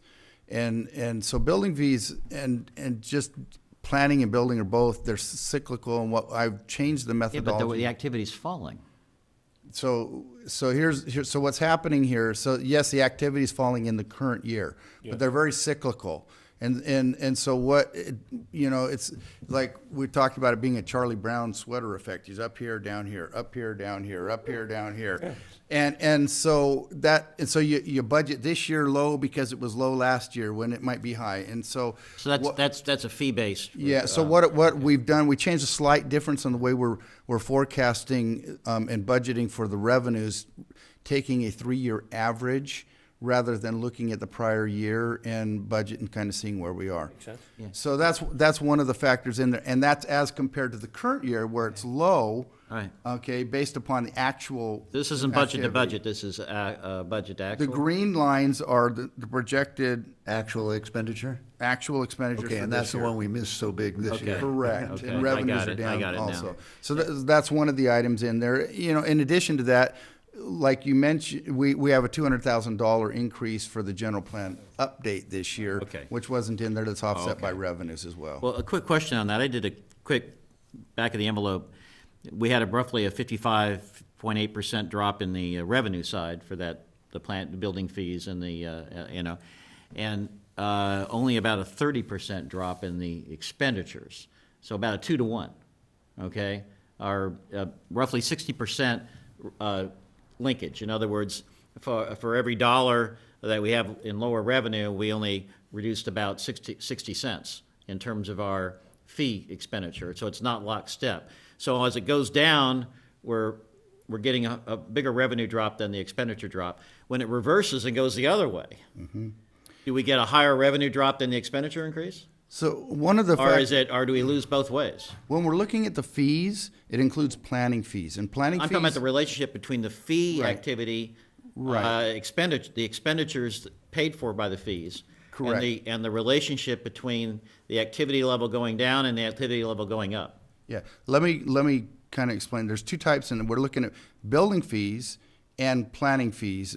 Planning fees they're both kind of in that fee section. Building fees, we pay out a percentage of the fees to the contractor who performs the services. Whereas planning fees, we aren't using as many contract services anymore, and we have full-time staff.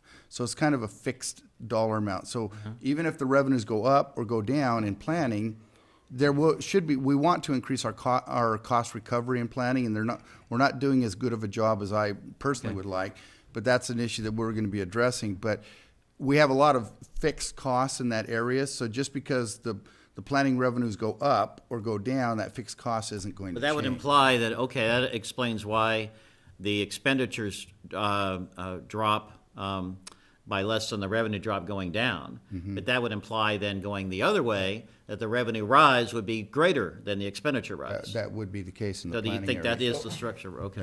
So to see that, we can look at last year where we had a tremendous increase in planning and building fees. You could actually look at I that. think I'm gonna look at that. And not you, but we could have. Well, we could I have think I'm them gonna look that. at it. And then look at this. Go ahead and look at it. And That's then all look right. at- and then look at Okay. this year where we're actually down in building, we're down in construction, we're down Yeah, in development and this. Right. I think I might get several years of data and do that. Okay. okay, well, it would be interesting to me, I know that it's easy to gum up a chart when you're trying to make it simple, but if these are estimated actuals, is that basic? We got one as a projection for the new budget, and the other is the estimated actual for the current fiscal year, is that correct? Yep. So if we had on that green line, a colored distinction of the appropriation, or the authorized appropriation, to see where we are in relationship to what we were guessing we'd be, would give us an idea of how close we are, and then, or at least a conversation as to what creates the difference. Correct. Okay. Yeah. Anything else on this? I noticed on the transfers down at the bottom is that's a, percentage-wise, that's kind of a, if I'm reading, no, maybe I'm not reading. 20%. Yeah, well, is there any key thing, or is it just? No, and so we have certain, right now, probably 3 years ago, we started making transfers to the equipment replacement fund. $40,000 a year, we're keeping static on that. We also transfer money for the vehicle replacement. Those are the primary ones that come out of general fund, except we also transfer money into the arcade for our portion of the assessments and the lighting district for those. Anything else is generally project-driven. So we will take a deferred, so for instance, we'll take a deferred revenue in if we're doing like some of the lights over by the high school. We have some money put aside in a traffic mitigation fund, and when they do some of those projects, we recognize those revenues and then make the transfer out. So it's usually a net zero. There's an increase in revenue, increase in expenditure that zeroes out. So those are the basic components of that. Okay, anything else on that page? Well, just when you say basics, you're doing, 0.19, okay, great, no problem. Okay, general expenditure by department, I don't know, anybody got any questions on that? That's just sort of, Well, I just looked at where, I looked at administration and police, coming up to about 60% of our budget. So if we were looking at where to tighten our belt, I don't know we're gonna tighten it in the police department, but we might look at what we could tighten up in administration. yeah. Yeah, one thing that we want to make sure that we're noting in here is we had a change in the way that we're reporting things a couple of years ago. We changed to having a non-departmental department. And in the non-departmental, that includes our insurance, our property insurance, our workers' comp insurance, our liability insurance.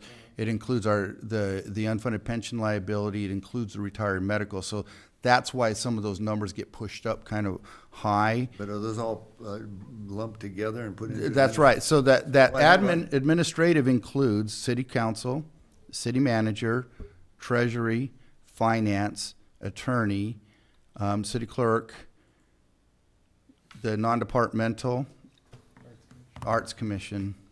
So those are all in that. We could segregate them a little bit more if we would like Yeah, to. I'd like to talk to you about, segregating. Sure, we can because certainly like do City that. attorney's function. Yeah. Is not really administrative. Yeah. Well, isn't it segregated in this report? Mm-hmm. Yeah. Yeah, Yes. it's not in his Oh, report, I but it see, is in it's this just in report. the way in which. Right, It and is we're reporting segregated. on this Yeah. schedule here. Yeah, we have them all Yeah, well- separated.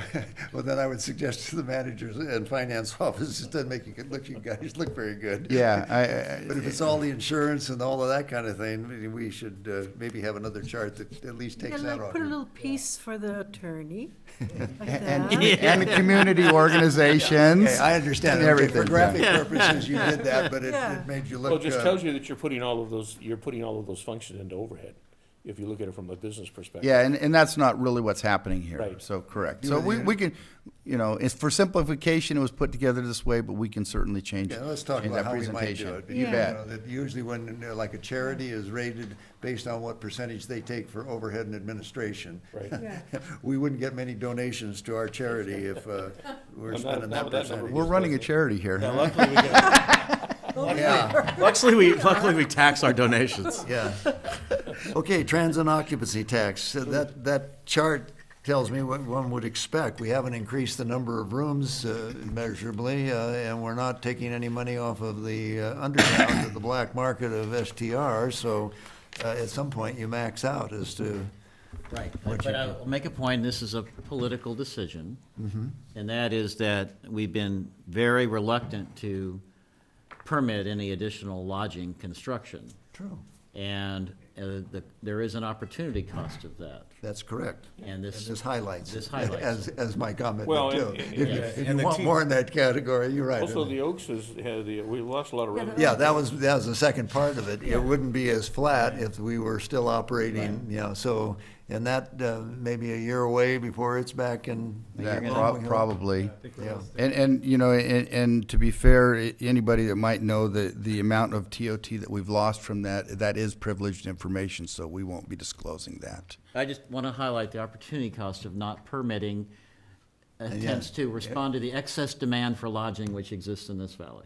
Okay. Oh, be sure to watch the planning commission. And for it's that. That is, And it's also, I did, I was there. Oh, you were there. I was Told there. you were there. okay, was there. through the chair, That's not please. the only location. Okay, Ryan. and it's also flattened out. Ryan, Susan, come on, through the chair. You guys can talk together after the meeting. It's flattened out too, consistent with the removal of the tourism improvement district, correct?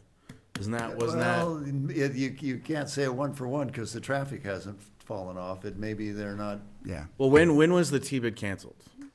The, A year Was ago. it 18 or I can't remember. It was 18. 17, you I know, think. It was October of 17. Okay. but So- of Well, the yes. lodging that's open, I don't think occupancy's fallen. So between that relationship and STRs that we decided to not bring into the fold of trying to manage it and generate some form of business tax off of it. There's revenue out there, it's just, do we have the political will to go seek it, if we needed to? Well, political will and the public policy question of The public policy how it question. affects housing and all these other elements that, because, yeah, and I was in Hawaii several years ago when the governor vetoed the STR proposal, and the newspaper article said, STRs offer piles of cash, and, governor vetoes, and I thought, why would he do that? And then he had an explanation, and I suddenly realized what the interrelationship with the entire economy. But it is a missed opportunity cost, as Bill would say. It's out there, should Right. things change at some point. Okay, general fund revenue comparisons, The question was raised earlier about why property tax projected is higher than what we budgeted, and the simple answer. That's the case for property tax and sales Yeah, tax. and the Both simple. projections are below the projected actuals. The simple answer to that is we have to have some cutoff point when we're going to start putting the budget together. Otherwise, we'd never get it finished, and we will do that. So the budget projections are basically made based upon revenues and expenditures through March 31st. Okay, because we have to cut it off at some point in time.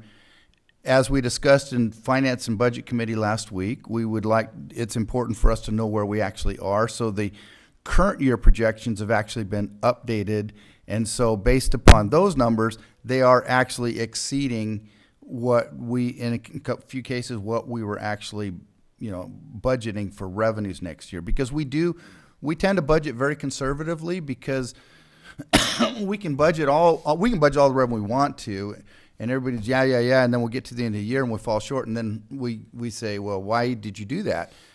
We want to be reasonable on it, and we've been conservative. And based upon the numbers we had at March 31st, that's the revenue estimates we had. We possibly could adjust those here if council wishes to do so. The one thing I don't see in the package tonight, maybe we can get it for the charts that I asked for, that would show a 5-year Yes. performance, because when I read the Yes. audit, well, that. I keep hearing from the finance office, we do this conservatively.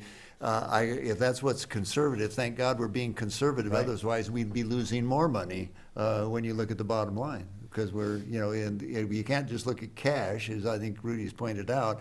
We have some repayment of debt or loans that we put out there, so that turns a receivable into actual money, but it hasn't changed the bottom line at all. And if you look at the bottom line, you see that we're not adding to, over the last 5 years very much. We had some good years, and then it just sort of went, now, obviously, the Thomas Fire is gonna whack us, but like this past couple of years, I would have thought we would have done better. Generally, the revenues have been keeping pace with the projections in the budget. It's on the expenditure side that things have not quite followed the plan always. Right, okay, and that's something before, when we get to the adoption of the budget, we need to talk about how we actually manage and control the budget, because right now, this is not the way a lot of organizations run. The fact you get an authorized appropriation, and if the money's not coming in, you don't keep spending. This question may not have to do with specifically this, but do we ever do an assessment of our assets? All the property we own and what the Yeah, value of it's that in the- property is? it's in the audit. Is that somewhere in here that I haven't It's in seen? the audit. It's in the audit. Okay. It's not part of the budget process, but if you want to know what, I'm not sure what it tells us in some case, because it tells you what your streets and all of, Well, again, to me, it'll tell us what we have, but when you start talking affordable housing, it's something you need to be able to look at. When you do joint ventures in affordable housing, cities are giving up property of some form of value that allows you to do a joint project with an entity that seeks grant Oh, funding. yeah, yeah. So it'd just be interesting to see what we have. Then the other thing is on the property taxes, right now, it seems like the housing market, I'm not gonna say it's stagnating, but the flattened. housing costs have gone up in the last year. I think it's an annual of about 10%. Well, but the assessed value always lags behind the market Okay, value. all right. I mean, way behind. And we, in the budget committee, I fairly intensely questioned why we're not meeting the mark kind of on the assessment that you're 1%. allowed, the 1% we're allowed per year in terms of the assessment. Generally, your assessed value goes up by 1% plus transaction resets. Is it 1 or 2%? It's, Yeah, it's about 1%, but we're way under that. And Really? yeah, we're way under that in terms of our rate of increase. And I don't know why. I heard an explanation that it's still making my head swim. But nevertheless, you would think that I would have thought that our annual increase in property tax would be 1% plus a little bit more because of the reset turnover. from transactions. Right. But we're not doing that. We're not getting that. Why? What was? I don't get that. The assessed thought it property was tax, automatic, yeah. the assessed property tax revenues are maintaining that growth, but there are several other things that are included in our total property taxes in here, including supplemental assessments, including the residuals from the RDA, the properties coming through that after they pay out to all of the pass-through entities and that. And those are the numbers that kind of keep it from getting. I thought we were being almost done with consistent. that RDA stuff. Well, it's not just the RDA. We actually are in the final 7 years of the repayment of the RDA. But see, they had these assessment districts, and so the property taxes from those assessment districts are taken and they are divvied up to the different entities within those districts. And that money comes from the county that they determine every single year based upon valuations in those areas and the assessments that they actually receive. So our typical 1% property tax revenue is keeping pace. It's all of the other things that are volatile. Okay. so back when we had the RDA, we gained because we controlled both. Now, because we don't control the other side, it's going at work and it's And we're. We're not like are we every being other treated district that fairly? we used to Is take the it- money from. We're at the mercy. Are somebody, is the calcs being done accurately? The, They're being done by the county, so I mean. they're being done by the county. Are we and trusting the county? Are they doing it right? We don't have all of the backup information to do that, but, you know, as the mayor mentioned previously in our meeting, I mean, we are part of the TITA program. So that in our county here, when the assessment's made, we get full credit for that. And if there's a shortfall, then that goes to the, you know, the county. We're made whole on those things. The unpaid bills are covered by the county. They take the benefit from that. They give us full pay on an annual basis, which, And, Yeah. and another reason to go after our unassessed second units yeah, that's true. is to get those Talk about making people Yeah. unhappy. get those in compliance and So assessed. Wyrick said that. Yeah.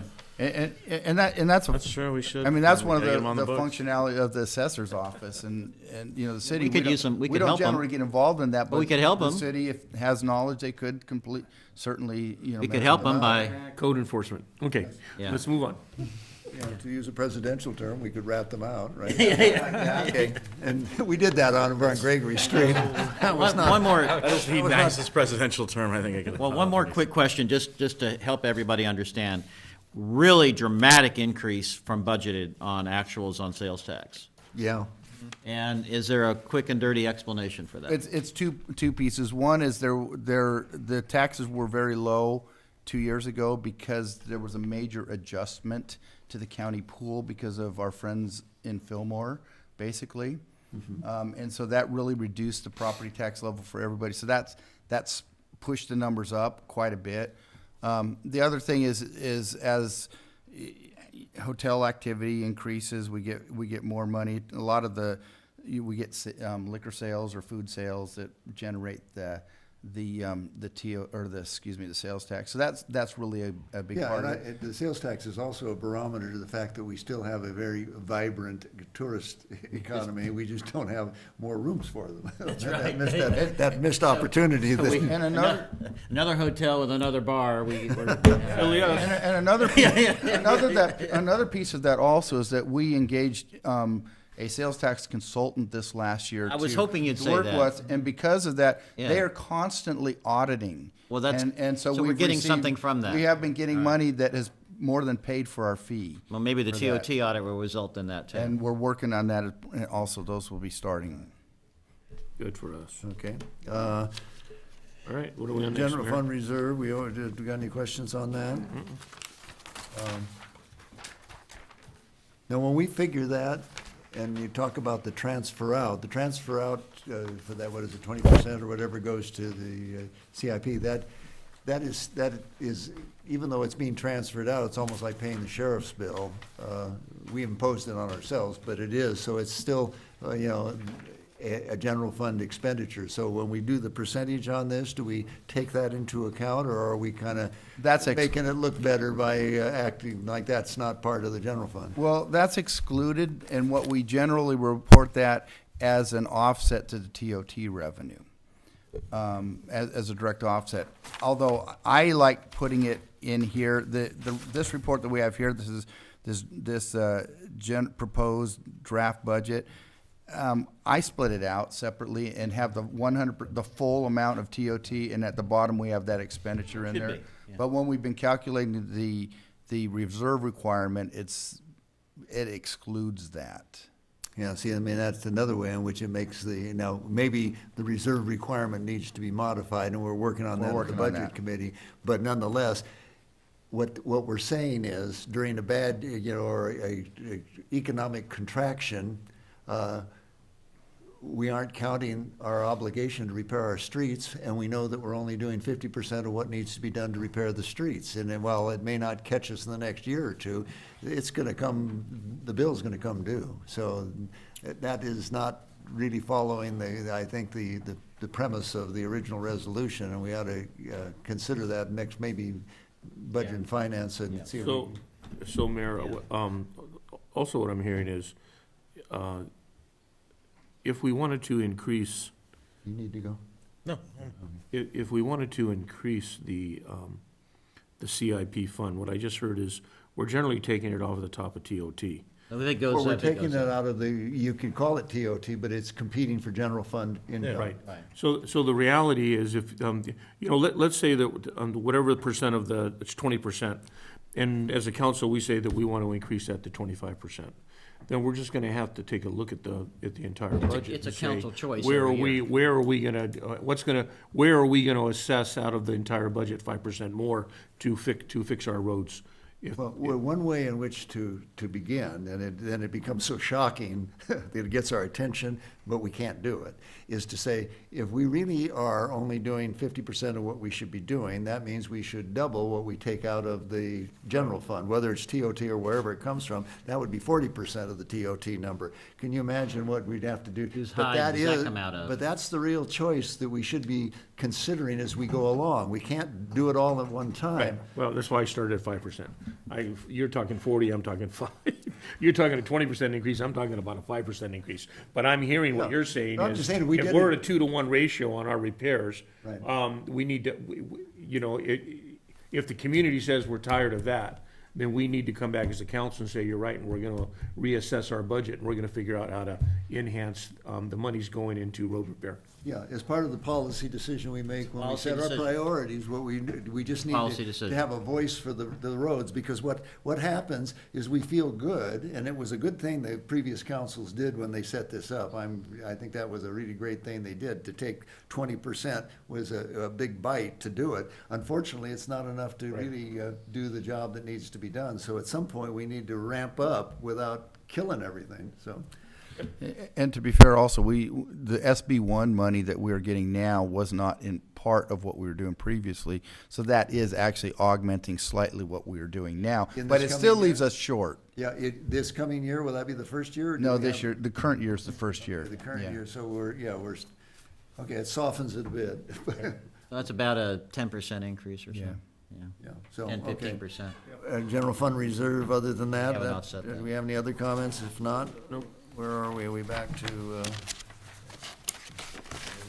Where we are. where we are? Okay.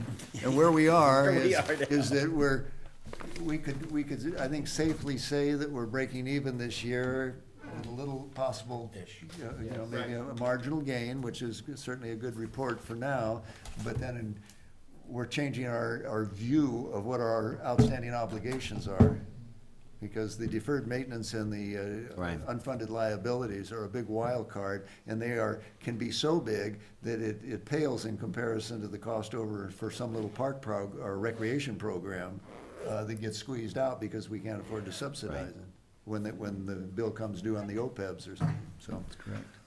Okay, enough for one night? I feel educated, Yeah, Yeah, that's I good. appreciate this, Mayor. Okay. and we're doing better in Oxnard. And Ventura. And In Ventura. Ventura. Yeah. Yeah, So one takeaway that I wanted we wanted, looking at this, in prior years, we have, in finance and the city manager's office, have made some choices to bring the budget into balance.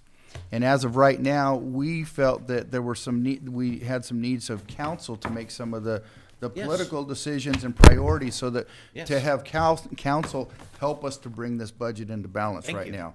So what we are going to need is some direction on where we want to make adjustments. Well, two that I've already suggested were fee adjustments in Park and Rec and cost recovery on code enforcement.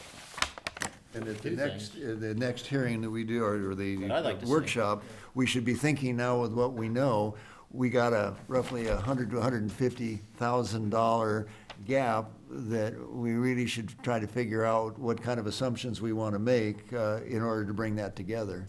Because if we don't, we're going to be looking at another year where everything either stays flat or goes backwards.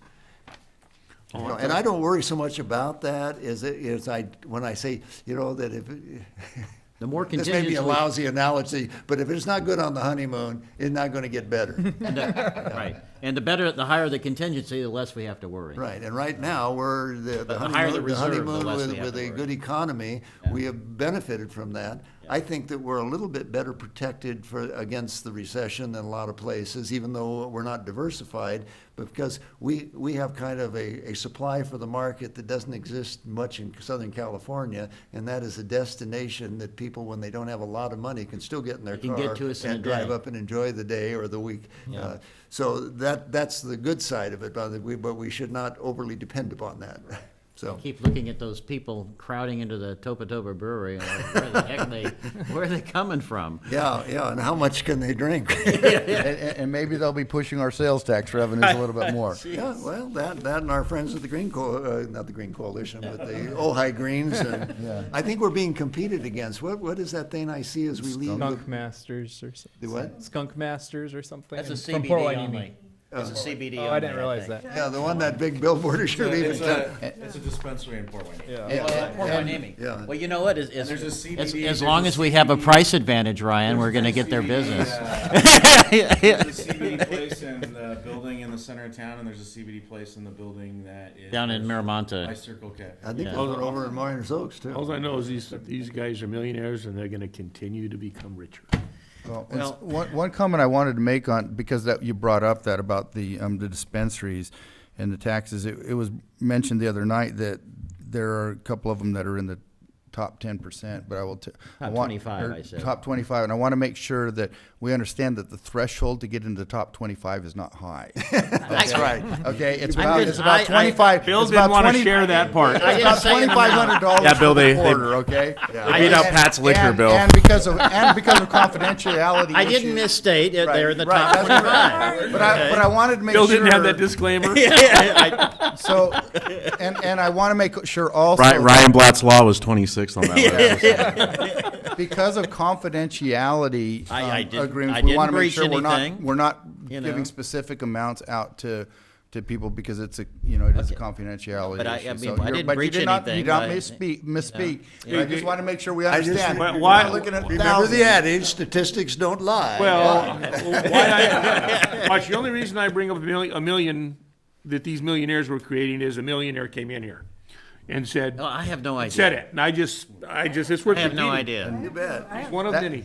That's out of my control. I don't know anything about that. So- Maybe you should. No, he You're came in the public. wrong business then. Yep. You support it, And, but and you when need so, to and, know that it's and profitable. when someone shows me a business plan where they can't be successful, the question is, then why are you in that business?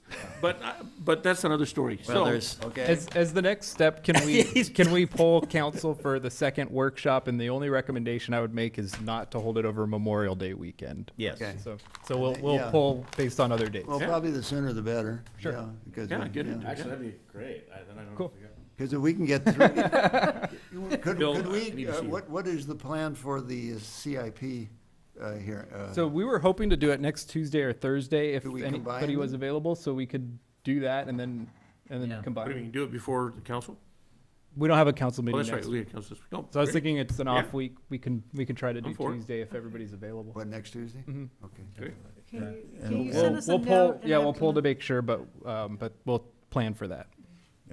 We're trying to get away from trying to do it the 1 hour before council because you only end up with about really No, 20 I or did. 30 minutes of real discussion. Oh. So. Yeah, I think it's better I'm to, so Yeah. tired The at off week, midnight. Right, as and it is. we do the public hearing the night before council, because by then, particularly if we're going to take comments from the public, we can consider that in the 2-3 workshops.